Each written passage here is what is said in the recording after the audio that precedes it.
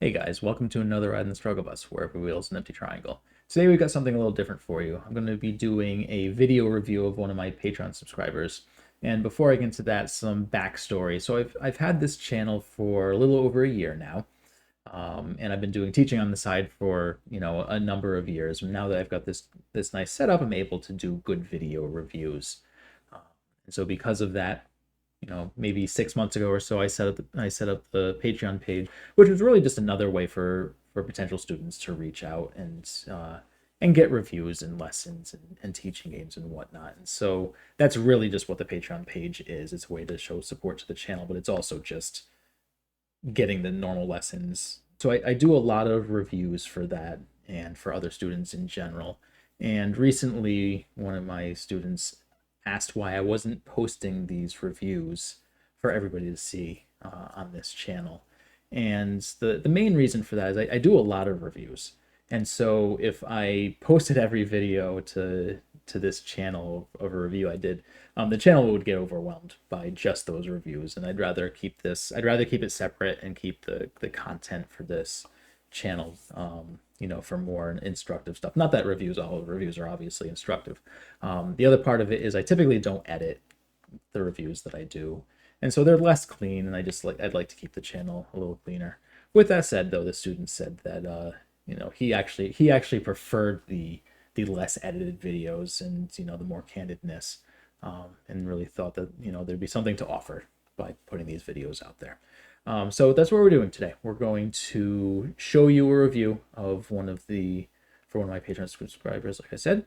And so this can also give you an example if it's something you're interested in doing, to get a sense of my style when I do these reviews. Also, on top of that, I'm real curious to see if you guys enjoy this style of video. So let me know if you do or don't in the comments, because this is kind of another series that I could do if this is something you guys are interested in. I'm on the fence about it, but if you guys say that this is something you enjoy, that's something I could consider. The main question I have is, how much are you guys getting out of seeing a review of a game that you didn't play, right? Obviously, for the people who played this game, they're going to be able to get a lot of it, right? They are the ones who are playing the moves, and they understand the intent of what their moves were, and so when I provide my insight, they can bounce that off of their ideas. But you didn't play these moves, and so maybe there isn't as much to gain, but I don't know. So let me know, because if this is something that you guys enjoy, this is absolutely something that I can add to this channel. It's like I said, I do a lot of these reviews. I probably do 3 or 4 of these a week. I certainly would not put that many on this channel, but potentially it's another thing that I could put out every week. So anyway, the introduction has been long-winded enough, so let's get into this review and hopefully you guys enjoy it. Anyway, let's get on with it. Hello, Frank. Welcome to your November Patreon. Thank you for your continued support. So this is your review of the month, and you want to know what? This was a good game, and I saw by your chat that looks like this might be a nemesis of yours who's taken a while to finally beat. So congratulations on that. But anyway, let's take a look at the game. So we are black, and things start off normal enough. I like that we are trying different variations here. This is one that I see somewhat frequently. I always do poorly with it when I try it. Playing against it, it's fine. This is all fine. White pincers, we jump in, and we extend here. So I know AI said that this was fine. But I'm sure you already know this, but the typical variation, we like to be able to jump out ahead, but there's a weakness here. And so the normal variation is we take this exchange, a bad local exchange, to be able to jump out ahead. And so this is the normal variation, but this is fine. I guess the only reason I don't like this is if that's the direction you're going to go, then we should probably just 3-3 immediately if you weren't looking to jump ahead. But that's fine. This is very, very, very minor. And AI says it's fine, so it's probably not even a mistake anyway. So here I would probably immediately Hane. This Hane feels very, very large to me. And so I would probably take it I would potentially also do this exchange now, and, oh, and then Hane. This all feels really good. I don't think we really need to answer this move immediately, though I did admit at the start of this that I tend to do poorly when I do this variation. Um, so if we do go this way, right, where we make this exchange, um, we can potentially get under a heavy attack here, but I feel like white doesn't have the timing to do it. Maybe they could hear, maybe they could peep and then, do something like this, and it becomes awkward for us. But we can also just keep these stones light, and if white plays here, just play this. If he wants to go after the one stone, that is fine. This looks more than okay. So um, so it's probably okay to just leave them alone. I don't like answering this move immediately. Um, I just yeah, like I said, the Hane feels good. And I think it is larger than this. I don't think these stones are under an immediate attack that demands a response. So we play these variations, and then you Tanuki from his approach to play the sequence I wanted you to play. I forgot that you had done this, which is awesome, right? This is, I think, a huge gain for Black. I think Black's in a really good position on this board now. So I'm happy to see you do this. And you push, and then he extends this way. And this looks really small for white, compared to how solid this is for Black. We have this group that isn't terribly weak. It can be attacked later. But once this gets strong, we could even look at a move like F12 to really muck things up here. Again, you want to make sure you're strong before you do this. But there's certainly Aji here. So then we go and we pincer this stone. And I'm not sure the intent on this one. I'm curious what you were looking to do here. So when we're looking, at this point, we do have to kind of be a little concerned with strengths of groups, right? Because we've got this kind of group that's floating here. So I'd be a little cautious about creating another group close to this, which is kind of what this stone does. So I do think just backing off is probably fine, right? And then if our opponent comes back, then now maybe we can do something with this. We could maybe even just poke in now, and this would normally be influence, right? We would normally get influence out of whatever this exchange turns into. Instead, you can just turn that into strength for this group, and I still think that'd be fine. I still prefer Black on this board. If white decides to do any other variation, we're gonna get Sente out of it, right? Because he's approaching us, and so we'll be able to fix this group. This creates a potential target as white, because white can still go after this group and then be able to turn on this stone. So I'm not sure, from a direction standpoint, I'm not a huge fan of this move. That's okay. This move, however, I really don't like, because at this point, with us playing the pincer and white essentially tanukiing, this stone, I think we can consider this a weak stone at this point in time. It's certainly not strong. And so we don't want to attach to it, right? We don't want to attach to weak stones, because we're going to force that stone to get stronger. And as we're doing that, now that we have this, we definitely have two groups here, right? We have these two stones, which are acting as a group, and then we have the cornerstone, which, while it's not a group, it's certainly not a stone that we can just sacrifice, right? So we essentially have two groups here. And so as white gets strength here, which we're forcing him to do when we attach, as white's getting strength here, he only has one group to care about, and it's going to get strong very quickly, and we have two groups to care about. White can even just jump out immediately, and this is going to get awkward for us, I think, especially since one thing that this move did do is put more pressure on this stone, right? So I mentioned, if he can get a good attack on this and then be able to turn on this stone, it's going to be problematic. So when Black does this, and when we do this and our opponent just pushes out, what's going to happen is, as they get strength, this group's going to get weaker.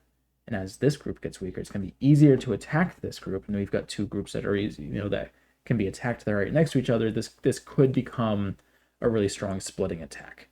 If that comes to fruition, I don't know how exactly white could go about doing it. You know, it's trickier stuff, but I can very much see a situation where white's just running out, making both of these groups weak, and then just having, you know, all of the sente moves against these two stones and then being able to turn on this, or all the sente moves on these two stones and being able to turn onto this. It's just black kind of now has three weak groups all in the same area of the board. I see this. I see this going poorly.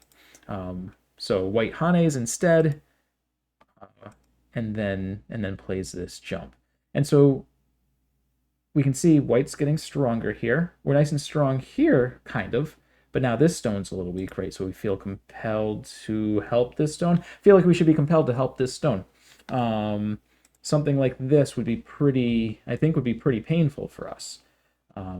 Getting surrounded actively, while all we're really doing is running this group out to connect up with this group.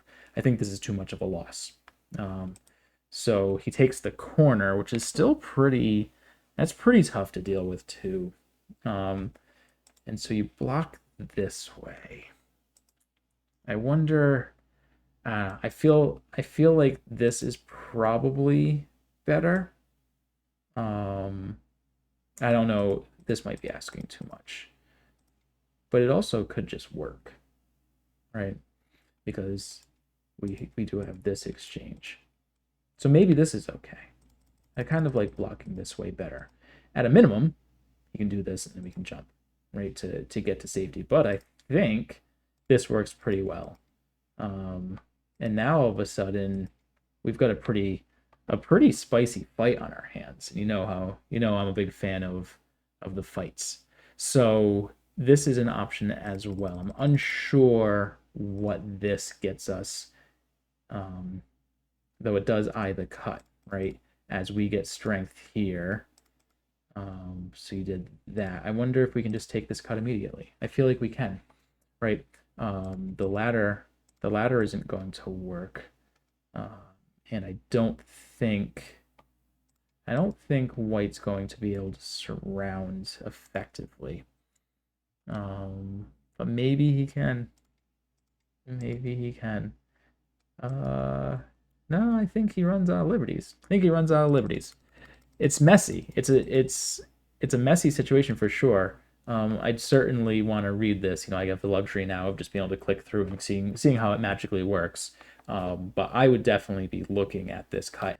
And if we are going to take that cut, I don't think I want to make this exchange yet. I think I would probably just want to take the cut. We don't lose a liberty this way like you normally do when they have a stone at R6 instead of R5. But I'd be looking at this, but it's going to be a fight. We definitely would need to read this out. But this seems reasonable. But regardless, I do think, after all these words and rambling, this is the way I would block. I would block this way because it's easier to run out. It's easier to run out this way, but also there's just some really good aji here. There are options. And so we've got, you know, the options of going this way or just running out easily. And this looks like it's just tough. This just looks like a tough situation for us. We're still fine because we can run out. And, you know, white's kind of in an awkward spot. I still just think the other way was better. Surprised to see white Tanuki here. I would certainly be eyeing this group right now. I'd probably attack it immediately. We certainly don't need to respond to that. And we do respond to that. I would definitely be looking at going after these stones. And, you know, you've seen this enough now, you've heard me say this enough that, you know, when I'm attacking a group, I want to make sure that I'm getting profit somewhere. And so where would our profit be? You know, our profit is probably going to be in the middle of the board. You know, whatever direction we want to push these stones. We can push them towards the left or we can push them towards the right. So maybe we can push them towards the right as we're building the center and then get a splitting attack against this stone in this group. I just feel like this is something we would want to attack right now. You know, we could start with a move like this. We could start with a move like this, depending on what direction you want to push them. I would be looking at this. And as white runs this way, building up a wall here. Just getting some good strength. White might not even live here. This is gonna be a tough battle for white. So I would definitely be going after this. I'm not going to go through and show, you know, all the options that this could turn into, because it's going to be a fight. You know, it's going to be a proper fight, but it's one that looks really good for black. So it's one that I would take right now. So we go here, white does the double approach, and then we play this. And this is kind of old school. You know, when I learned many years ago, the two options that we often looked at was, are you going to play the 3-3, or are you going to come out? In this situation, so we know now that we're normally just going, attaching to one of these stones is better. But in this case, especially since, like I said, for me, this is my target right now. I want to get strength on the outside. Any strength that we get on the outside is going to help with any attack we get against these stones. So given the choice between A and B, I'm definitely playing B. But in this case, I'm just going to attach to this stone or attach to this stone. One of the two. The results are pretty similar, but we're going to get some strength on the outside. And that strength will help us go after this stone. And so that's what I would consider doing. I would probably go after this one so that we can do this and then maybe attach here, right? White's going to end up getting a lot in the corner and the sides, but again, we're going to get that strength on the outside, and we're going to be able to go after these stones. So that's kind of what I'm looking at. This is just a little white should definitely play here. White should take the outside. You know, keep these two stones kept in the corner so they can't get out. Playing this allows black to get this attachment or just come out. Where did we play? We played here. Okay, so you did have your eye on the prize. So I like this. This is good. This is definitely a good way to go. Let's see how this fight went, because it should be something that's favored for us. Oh, this is no good for white. That's like game losing right there. I feel like white has to cut, right? White has to cut here because this works. Black can't cut here because there's this. So, I mean, a tough situation. This is tough for white, but there's no way that white can play this move and not follow it up with the cut. This is bad. So okay, so we went in immediately. I do wonder if we could have just played this, and if white tries this, now we can play here and then play here, and white's cut off. You know, white can try, but it's all gonna fall apart for white. It's all gonna fall apart for white here. So I would have looked at this double Hane, and the reason my eye went to this is, you know, I know we just played this, but this is the Hane at the head of 2, right? And we know with the Hane at the head of 2, one of the big strengths of it is that you can get this double Hane because of the double Atari that comes with this. So in this situation, I would definitely be looking at the double Hane, because again, if white does this, then things go poorly for white. Playing this gives white an out. Maybe white doesn't get an out, because can we just play here? Maybe white's still in trouble, but I feel like, I don't know. White wouldn't do this. White would play here. It's tricky. This is gonna be tricky.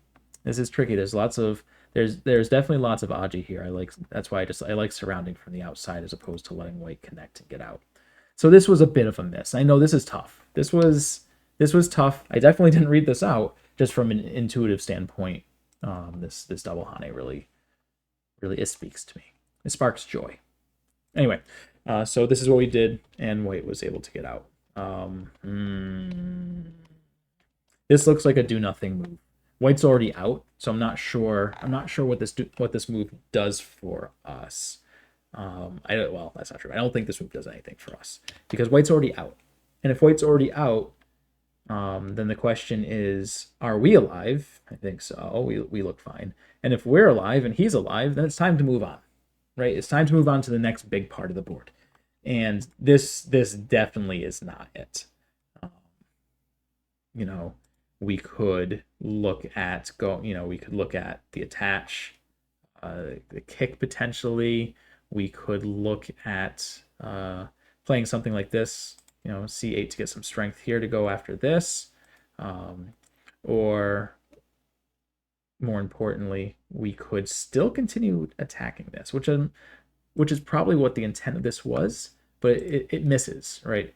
And so if we still go after this, we can still profit from this because there's a very lonely stone here. And so, if we get some forcing moves outside, then we can potentially go after this stone. So lots of opportunities for attacks in this game. But I think we miss. I think we miss when we play this, and oh boy. So, there's a. I don't know if it's an idiom or a saying, or I don't know. But one of the things that I know Baduk Doctor says a lot is to sacrifice the tail of the dragon or the lizard. In this case, these two stones, not important at all. White needs to make sure that his dragon lives. Okay, so he can sacrifice the tail of the dragon. So in this case, let's say that this kills these two stones. So what? Those are just two stones. That is not important. White definitely does not have the time to play this move, especially after black just played this. This now turns this into a good move, because this doesn't get white any additional eye space. And so now white really needs to be careful with a move like this. Oh, and this is where you played. Nice move. Nice move. This was just me clicking on the board showing like, hey, white's in trouble here, but this is where you played. So good move there. So here I think I would take the Atari first and then block. Fantastic shape. We've got like 6 tigers' mouths. Very hungry tigers. It's like hungry hippos, but with tigers. And white really can't come out here. And this looks really good. This looks really good. And I just feel like potentially this could be annoying. Because now there's Ko. And that's annoying.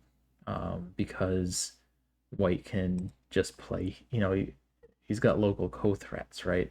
And this doesn't need to be a Ko. I think if we just take this Atari first. Is it still Ko?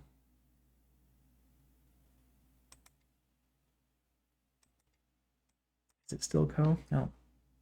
I don't know. Might be. It might still be Ko. Either way, I'd still take the Atari. So white comes out here, connects. Tiger's mouth for days. Yup. Okay. I feel like we should just Hane here, right? I don't see. I need to do some reading here because obviously we've got this cut. But does it matter? Does the cut matter? It's gonna be a liberty race. Maybe that's not a good liberty race. Maybe that is not a liberty race we want. So maybe this is okay. Maybe this is still okay. But we need to be careful about this cut because this could turn into a liberty race. Okay. So here, no.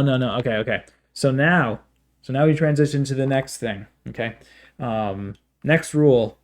This is a rule that comes about frequently in cross-cut fights, which this kind of is, right? He's cross-cutting us. And when there's a cross-cut fight, typically you need to identify your weak group, their weak group. And you want to play a move that makes your weak group stronger and their weak group weaker. And in this, and then more importantly, the rule, the number one rule, don't Atari cutting stones. because if this is his weakest group and we play this, we force him to get stronger, and that's no good. But I still think we're actually fine here. We just need to make sure to connect. We need to connect, which I know we didn't do in this fight.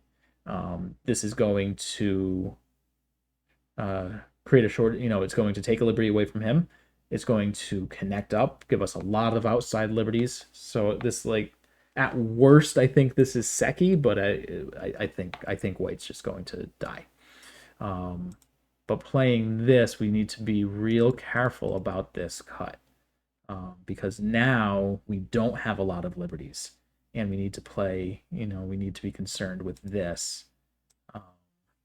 This group here, and so White's going to probably be able to find the time to create an eye and kill those 4 stones. So yeah, a bit of a miss here. I think if we play this, we're okay, because this cut does not matter. I don't think there's a squeeze here.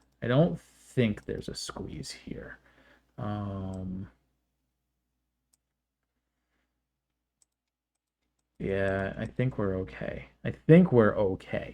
So, yeah, a bit of a miss here. We've got some opportunities, but then Black finds his way to connect out, and that's all sorts of sadness, because I think we did have this group dead, and now this group's alive, and our stones are dead. But this still looks okay for us. We did get these stones. We've got some real good potential in the center. If we can find a way to kill this stone cleanly, then we're pretty good here. So let's see, where'd you play? You tried living, but this isn't going to work. And it's going to give him a move for free. So, yeah, none of this is going to work, unfortunately. Valiant effort, but it's not going to work. Okay, I'm not sure why we are still fighting over here. But I don't know why either player. Well, this definitely doesn't work. We need to be playing away. We need to be done here, guys. This fight is settled. White is 100% alive. Black is 100% alive. It's time to play the biggest move on the board. So I guess this is the second time this has come up. It's always difficult to figure out, when do we move on from a fight? When's a fight done? Fight's done when things are settled. And in this case, if everybody's alive, dust is settled, everybody's alive now, it's time to move on, right? This is a 1-point move. This is a 1-point Gote move. Doesn't do anything. We aren't in Atari here. If we play away and kill those 2 stones, and White plays this, then we play here. Okay.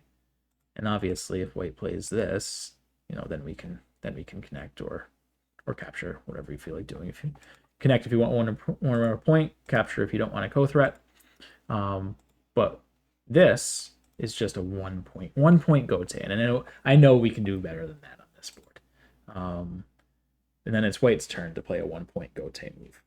And then it's our turn to play. Is this Gote? I'd have to do the life and death, but I feel like with this outside liberty here, White's probably okay.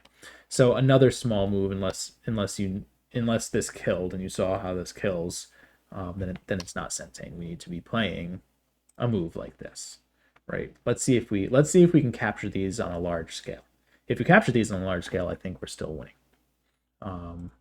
And so here we let White potentially get out. Yeah, looks like he found a good way to get out. So yeah, we missed our opportunity here to play this small move, unfortunately. So yeah, we're kind of hemorrhaging some points here, and that's okay. So you cut just to sacrifice the stone. I have to assume this was a misread, and then you were just cutting your losses here, and that's fine. White should probably Tanuki this. It's only 6 points. 6 points. Gote isn't that big right now. I think I want to play here. And see if we can kill this stone. Because that's big. It's big if we get this stone. And it's certainly alive if we just leave it, right? If White just plays here right now, we're certainly not killing that stone. or white can even just start with this peep, and then get this fantastic shape, keep you in the corner. This doesn't look good for us, right? And compare that to playing this, um,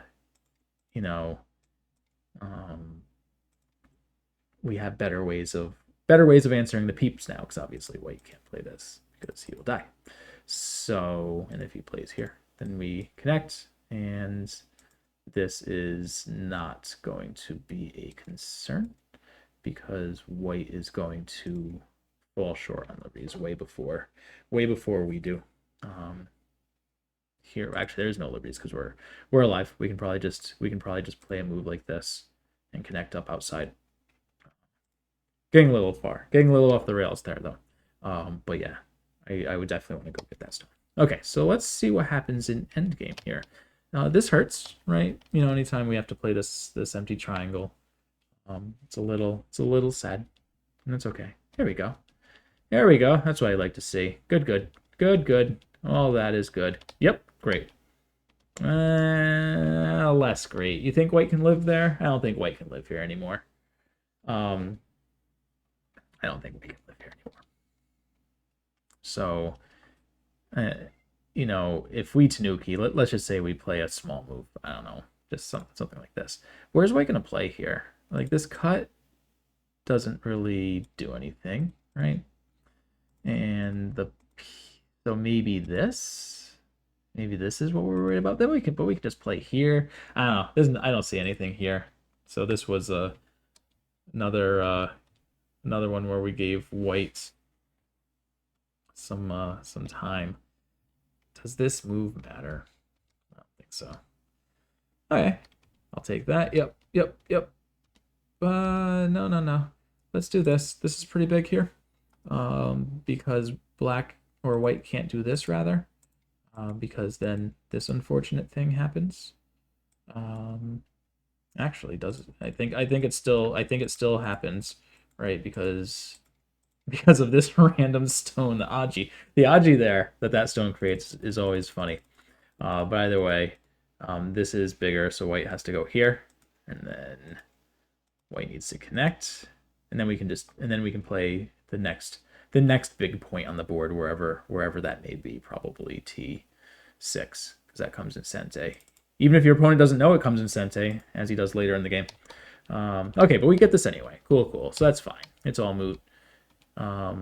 Yep. And then, so yeah, we do our endgame stuff, and then your opponent decided to not save his corner. Gotta be real careful here. Real careful. Because this is a really dirty ko. Be aware of this. This is not a ko that black wants to lose. Because let's see, where would white play a ko threat? Even just this, right? Are we really going to want to lose these? Nope, we're going to do this. And now what do we do? Because if we lose this ko, we're losing these. And so if we connect here, then white gets this. So this is big. This is a flower ko. Let me know if you don't know what that term means. I go over it in my ko fight video. But white should definitely take this ko fight because it's big. White loses nothing if they lose this fight. Black loses a lot. But yeah, so we do endgame stuff, and then our opponent decided to ignore this move and just let their corner die, and we ended up winning because of it, which is an interesting way to win. But it was a close game anyway. But yeah, definitely an interesting game. There was a lot of stuff that went on this. I jumped around a lot. So let me know if you have any questions with it, as per always. And other than that, thank you again for your continued support. I really do appreciate it. Let's set up our next teaching game whenever you're available for that. I forget when we did our last one. I assume your next one's coming up. Obviously, schedule-wise is going to start getting tough, with the holidays coming up and whatnot. But we will figure something out. So until then, until next time, have a good one.